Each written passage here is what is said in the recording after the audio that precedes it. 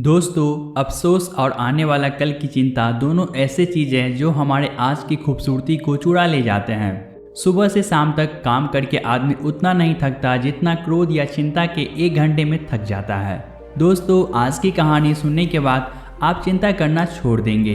दोस्तों, आज की कहानी में आप खो जाए इससे पहले आप वीडियो को लाइक कर दीजिए, साथ ही चैनल को सब्सक्राइब भी कर लीजिए। दोस्तों, एक राज्य में बहुत ही धनवान सेठ रहा करता था। एक दिन उसने हिसाब लगाया तो पाया कि उसके पास जितनी भी दौलत है यह तो केवल उसके बच्चों तक के लिए ही पर्याप्त होगी। वह सोचने लगा कि उसके बच्चों के बच्चे और फिर उनके बाद आने वाली पीढ़ियों के लिए धन की व्यवस्था कैसे होगी। धन के अभाव में तो उनका जीवन बहुत मुश्किल हो जाएगा। इसी बात के बारे में सोच कर वह बहुत ही चिंतित रहने लगा। लेकिन उन्हीं दिनों गौतम बुद्ध राज्य में आए हुए थे। तभी उसे किसी ने बताया कि तुम गौतम बुद्ध की शरणों में जाओ, वो तुम्हारी चिंताओं का समाधान अवश्य कर देंगे। वह इंसान गौतम बुद्ध के पास जाता है और कहता है, हे बुद्ध, मैं चाहता हूँ कि मेरे पास इतना धन हो कि मेरे बच्चे, उनके बाद उनके बच्चे और फिर उनके बच्चे, इसी तरह से अगली कई पीढ़ियाँ भी अगर मेरे धन का उपयोग करती रही तो मेरा धन समाप्त न हो। गौतम बुद्ध मुस्कुराया और बोले, बिल्कुल ऐसा ही होगा, लेकिन उससे पहले तुम इस नगर के बाहर वाली झोपड़ी में रहने वाले परिवार को एक दिन के खाने की सामग्री देकर आओ। यह सुनकर सेठ बहुत खुश हो गया और तुरंत ही एक दिन के खाने की सामग्री से भरा थैला लेकर नगर के बाहर वाली कुटिया में पहुंच गया। वह जैसे ही कुटिया के अंदर गया तो उसने देखा कि कुटिया के अंदर एक बूढ़ी सास और उसकी जवान बहू है। बूढ़ी औरत बैठकर ध्यान कर रही थी और उसकी बहू रसोई में खाना बना रही थी। सेठ ने बहू की तरफ देखकर खाने की सामग्री का थैला आगे बढ़ाते हुए कहा, मैं इस नगर का एक अमीर सेठ हूँ और तुम्हारे परिवार के लिए एक दिन के खाने का राशन लेकर आया हूँ। यह सुन बहू ने मना करते हुए कहा, लेकिन हमारे पास आज के खाने की व्यवस्था है। सेठ ने कहा, तो इससे कल के खाने की व्यवस्था हो जाएगी। उस औरत ने कहा, माफ़ करें, लेकिन हम अगले दिन के लिए भी इकट्ठा करके नहीं रखते। हम रोज़ की खाने की व्यवस्था रोज़ करते हैं। यह सुन उस सेठ ने सोचा, एक ये लोग हैं जो अपने कल के लिए भी इकट्ठा नहीं करते और एक मैं हूँ जो अपने आने वाली कई पीढ़ियों के लिए धन इकट्ठा करने की चिंता में मारा जा रहा हूँ। अब उस सेठ को समझ आ चुका था कि आखिर गौतम बुद्ध ने उसे नगर के बाहर वाली इस कुटिया में क्यों भेजा था। अगले दिन सुबह होते ही वह सेठ गौतम बुद्ध के पास पहुँच गया और बोला, आप जो मुझे समझाना चाहते थे अब मैं समझ चुका हूँ, लेकिन क्या आप मुझे थोड़ा विस्तार से बताएंगे कि चिंता होती क्या है, ये कैसे पैदा होती है और इसका निवारण क्या है। गौतम बुद्ध ने कहा, कल के लिए किए जाने वाली चिंता हमारे कल को बदले या न बदले, लेकिन वो हमारी आज की खुशी जरूर छीन लेती है। चिंता एक ऐसी मानसिक बीमारी है जो हमारे जीवन से हर तरह की खुशी छीन लेती है। असल में चिंता का कोई वास्तविक अस्तित्व नहीं होता। चिंता एक ऐसा भाव है, ऐसा विचार है जो आने वाले भविष्य के डर से पैदा होता है। जिन चीज़ों के ऊपर हमारा कोई नियंत्रण नहीं, जिनके लिए हम कुछ भी नहीं कर सकते, उन चीज़ों के बारे में बार बार सोचना ही तो चिंता है। गौतम बुद्ध ने आगे कहा, जरा एक बार गहराई से सोचकर देखो कि जिन चीज़ों में तुम्हारा बिल्कुल भी नियंत्रण नहीं, जिन्हें तुम चाहकर भी नहीं बदल सकते हो, अगर तुम उन चीज़ों के बारे में पूरा दिन भी सोचो तो क्या बिगड़ जाएगा। यह सुन उस इंसान ने कहा, बुद्ध, तो क्या आपके कहने का अर्थ यह है कि हम किसी भी चीज़ या घटना के बारे में सोचना ही छोड़ दें।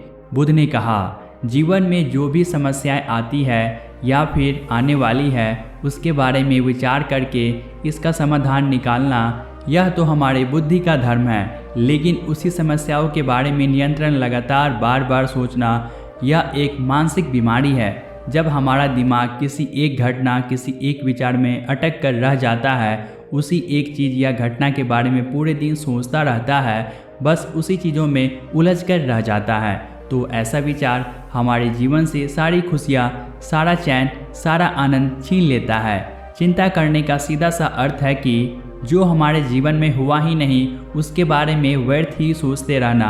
बुद्ध ने सेठ की तरफ इशारा करते हुए कहा, आखिर सोच कर तुम क्या बदलोगे, लेकिन हाँ, अगर तुम उसके लिए कुछ कर रहे हो तो ज़रूर कुछ बदलाव ला सकते हो। लेकिन अगर तुम उस चीज़ या घटना के बारे में तुम बार बार सोचना छोड़ दोगे तो कुछ भी नहीं बिगड़ने वाला। तो क्यों सोचते रहते हो? एक ही बात के बारे में क्यों अपनी हर खुशी और जीवन की शांति को अपने हाथों उजाड़ रहे हो? लोग भविष्य की जिन घटनाओं के बारे में सोच सोच कर परेशान होते रहते हैं, उनमें से ज़्यादातर घटनाएं तो उनके जीवन में कभी घटती ही नहीं। चिंता करने से तुम्हारी आने वाली समस्याओं का समाधान नहीं होने वाला, लेकिन तुम्हारा आज का सुख चैन सब तुम्हारे हाथों से चला जाएगा। तुम एक बात का अनुभव करना कि चिंता से भरा 1 घंटा तुम्हें पूरे दिन की मेहनत से भी ज़्यादा थका देता है। असल में जब कोई अपनी घटना वास्तविक जीवन में घट भी जाती है तो हमें उतना दुख नहीं देती जितना हमने उसके बारे में मन में सोच सोच कर खुद को दुखी किया होता है। सेठ ने गौतम बुद्ध से पूछा, बुद्ध, तो फिर आपके अनुसार जीवन जीने का सही तरीका क्या है? बुद्ध ने कहा, बीते हुए कल का दूसरा नाम है पश्चाताप, उदासीन और भविष्य का दूसरा नाम है संघर्ष। अगर आज हमारे मन में कोई इच्छा है और वो पूरी नहीं होती है तो मन भविष्य की योजना बनाने लग जाता है। भविष्य में सारी इच्छाएं पूरी होगी ऐसा सोचने लगता है, लेकिन जीवन ना तो भविष्य में है और ना ही अतीत में है। जीवन तो इस पल का नाम है, अर्थात इस पल का अनुभव ही जीवन का अनुभव है। और हम यह सब जानते हुए भी इस सत्य से अनजान बने रहते हैं। या तो हम बीते हुए समय की यादों में खोए रहते हैं या आने वाले समय की योजनाएं बनाते रहते हैं और हमारा जीवन बीत जाता है। सिर्फ एक सत्य अगर हम अपने अंदर उतार लें कि ना हम बीते हुए कल को बदल सकते हैं और ना ही हम आने वाले भविष्य को देख सकते हैं। हम तो केवल पूरे धैर्य और साहस के साथ भविष्य का स्वागत कर सकते हैं, उसे स्वीकार कर सकते हैं। तो क्या ऐसा करने से ही हमारे जीवन का हर क्षण जीवन से नहीं भर जाएगा? सेठ ने कहा, बुद्ध, बात तो आप ठीक कह रहे हैं, लेकिन कितनी भी कोशिश कर लो चिंता तो होती ही है। ज़्यादा नहीं तो घर परिवार का चिंता तो हो ही जाती है। बुद्ध ने कहा, चिंता होना तो स्वाभाविक है, लेकिन उस चिंता को चिंतन में बदलना हमारा काम है। चलो तुम्हें एक बात स्मरण कराता हूँ जो तुम पहले से ही जानते हो। तुम्हारे आने से पहले भी ये संसार था, ये समाज था, परिवार था, और जब तुम इस दुनिया से चले जाओगे तब भी यह सब कुछ रहेगा। तुम्हारे आने और जाने से भी इसमें कुछ ज़्यादा बदलाव नहीं आया। वैसे भी तुम्हारे आने से पूर्व और जाने के बाद का समय तुम्हारे हाथ में ही नहीं है। तुम्हारे हाथ में केवल और केवल वो समय है जिसमें तुम अभी जी रहे हो, वो समय जिसमें अभी तुमसे बात कर रहा हूँ, तुम मुझे सुन रहे हो, बस यही तुम्हारे हाथ में है। और हर बार तुम्हारे हाथ में बस इतना छोटा सा ही एक पल आता है और फिर वो हमेशा के लिए गायब हो जाता है। तो तुम इस पल का क्या करोगे? चिंता करके इसे बर्बाद करोगे? मैं तो यही कहूँगा कि हर इंसान को चिंतन करना चाहिए। चिंतन करना चाहिए इस बात का कि कैसे इस समय का अधिक से अधिक लाभ उठाया जा सके, कैसे हम इस समय में अधिक से अधिक महान कार्य कर सके, कैसे हम सभी में आनंद बांट सके। ध्यान रखना कि चिंता इंसान को उसकी चिता तक ले जाती है और चिंतन उसके मन को कुंदन बना देता है। सेठ ने कहा, बुद्ध, मैं आपकी बात समझ गया कि मैं जीवन को ज़्यादा गंभीरता से ना लेकर इसे पूरी ऊर्जा और आनंद के साथ वर्तमान में जीने की कोशिश करनी चाहिए। सेठ ने आगे प्रश्न किया, लेकिन अगर कोई इंसान चिंता से घिर चुका है तो वो इससे बाहर कैसे आए? गौतम बुद्ध ने कहा, क्या तुम कभी किसी बड़ी सुरंग से बाहर निकले हो? कितना भयानक अंधकार होता है। सुरंग के अंदर हमेशा ही यह डर लगा रहता है कि अगर इसके अंदर फंस गए तो क्या होगा, कैसे निकलेंगे सुरंग से बाहर। लेकिन अगर ध्यान से देखें तो सुरंग चाहे कितनी ही बड़ी क्यों न हो, सुरंग के दूसरे किनारों पर हमेशा प्रकाश ही होता है जो उस पूरी सुरंग को पार करता है, सुरंग के दूसरी ओर तक पहुंचता है। ठीक इसी प्रकार हमारे जीवन में कई बार हम लोग खुद को निराशा और चिंता की काली सुरंग में फंस जाते हैं जहां से बाहर जाने का रास्ता नज़र नहीं आता है और ऐसा लगने लगता है कि ये जीवन ऐसे ही समाप्त हो जाएगा।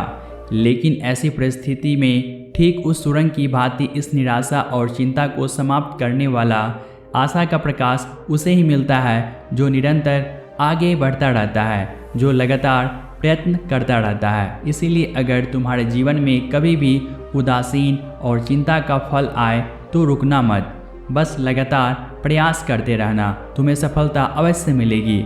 अब तक सेठ गौतम बुद्ध की बातें समझ चुके थे।